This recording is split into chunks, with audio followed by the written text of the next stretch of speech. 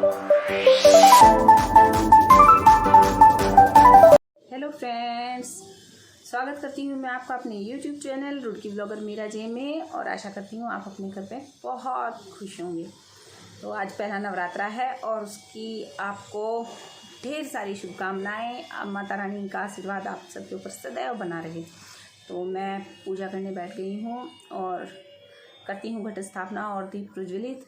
माँ की अखंड ज्योत जलाएंगे। तो देखिए आप भी, और चलो होते हैं पूजा में। और ये है माता रानी की पूजा की तैयारी का सामान सारा। फूल हैं, गुड़हल के हैं और माला है। ये इसमें जौ रोपूंगी, वो बर्तन है जो मैं लाई थी कल। और ये सब सामग्री है पूजा की।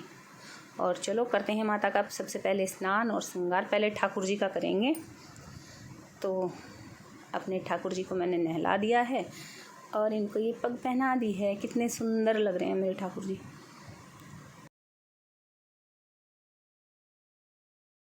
अब सबसे पहले माता रानी को गंगा जल से स्नान कराते हैं, फिर लगाते हैं इनके कुमकुम का तिलक।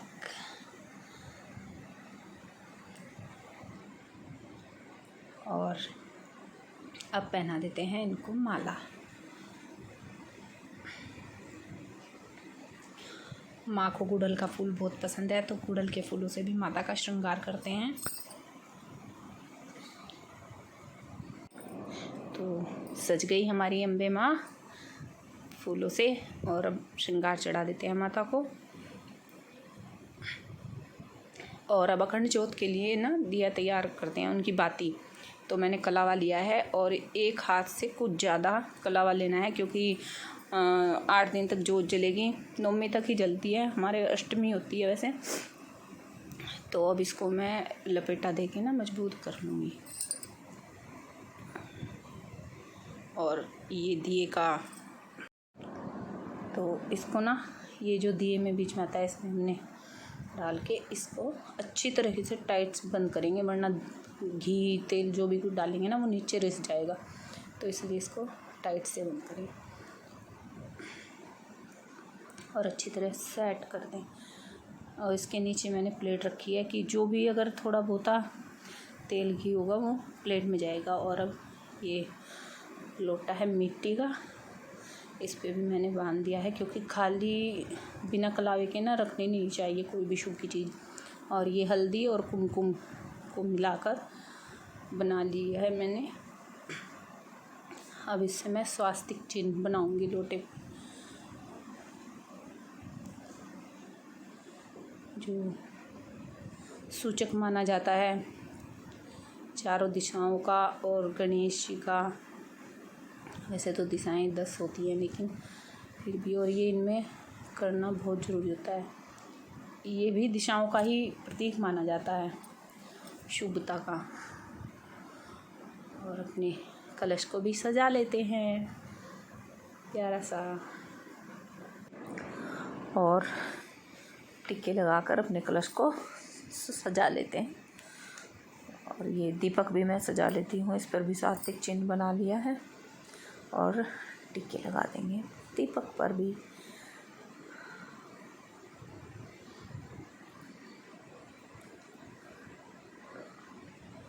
तो तैयार हो गई है मेरी ज्योत। और अब हम ये चावल लिए हैं, इनमें भी कुमकुम और रोली मिला लेंगे, क्योंकि सफ़ेद चावल पूजा में प्रयोग नहीं किए जाते। तो इसका मैं अष्टकमल बनाऊंगी, जहाँ पर मैं जौ बोऊंगी। तो यहाँ पर चावलों का एक अष्टकमल का फूल बना लेते हैं।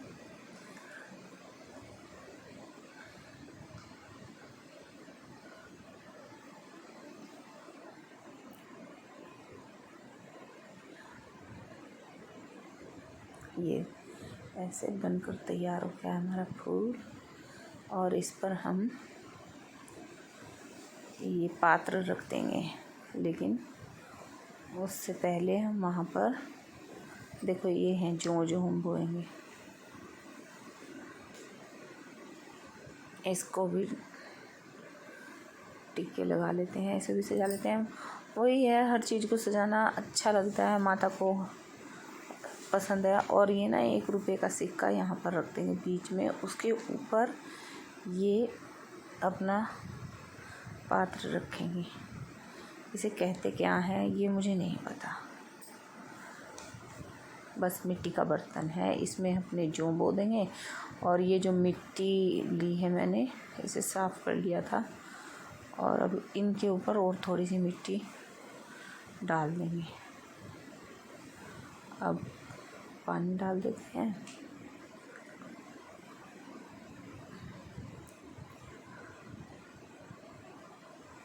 ये मैंने लिए हैं आम के पत्ते, और इन आम के पत्तों में 5 दल या 7 दल होने चाहिए।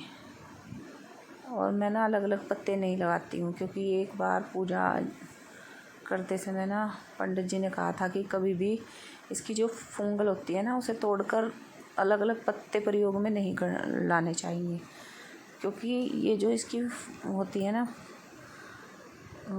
फुंगल सी कहते हैं इसे, जो बीच में है, उसी से ये टहनी चलती है। अगर हम उसे तोड़ देंगे तो वो टहनी नहीं चलेगी, और ये वंश वृद्धि का सूचक होता है, इसलिए लगाया जाता है शुभता के लिए। तो मैंने इन्हें पत्तों को भी सजा लिया है।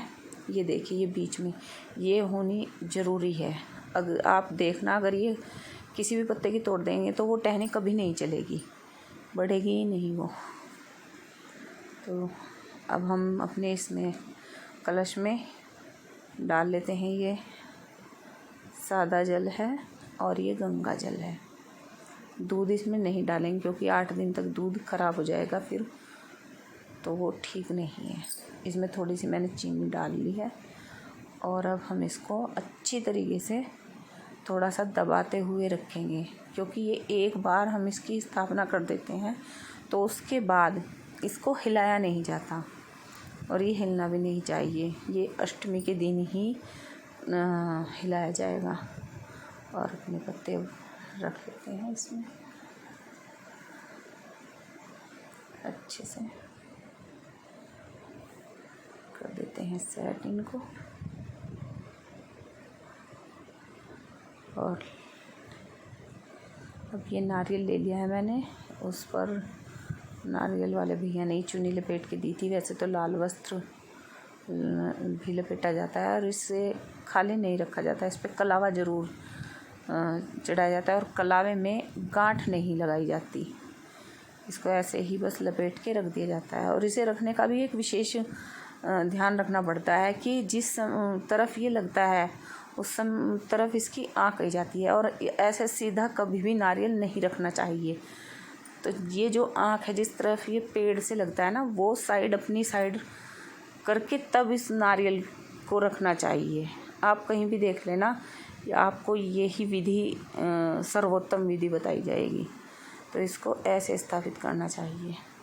अब ये माता को चढ़ा देते हैं 5 सुपारी, लौंग, इलायची, क्योंकि और कर देते हैं माता को समर्पित।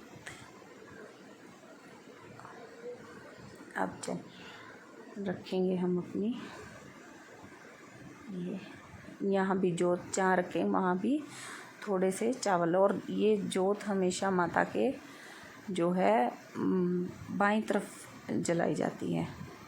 अब हम दाईं तरफ जो है वो कलश स्थापना की जाती है, और बाईं तरफ ये हम दीपक को रखते हैं।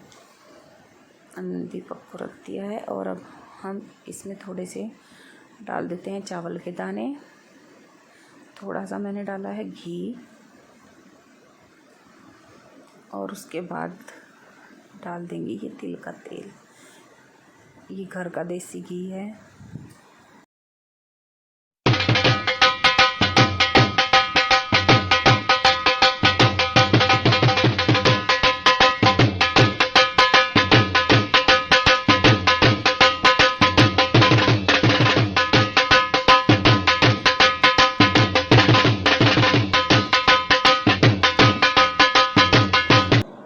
जय माँ ज्वाला देवी की।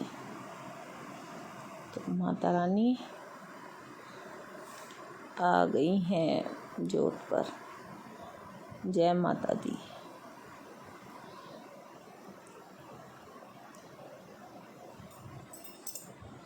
और अब इसमें जोत में मैं डाल रही हूँ 2 लौंग 2 इलायची, क्योंकि जोत को कभी खाली नहीं जलाना चाहिए। और अब माँ भगवती का पाठ कर लेते हैं दुर्गा सप्तशती में।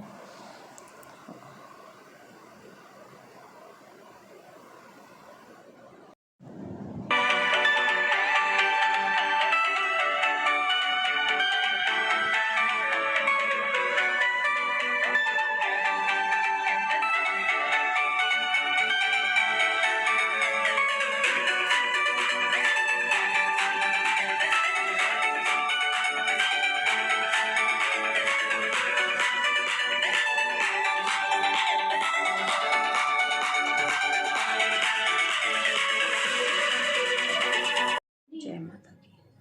तो हमने पूजा कर ली है और अब माता रानी को चाय का भोग लगाऊंगी और फिर खुद भी चाय पीऊँगी। तो मिलती हूँ आपको फिर अगली वीडियो में।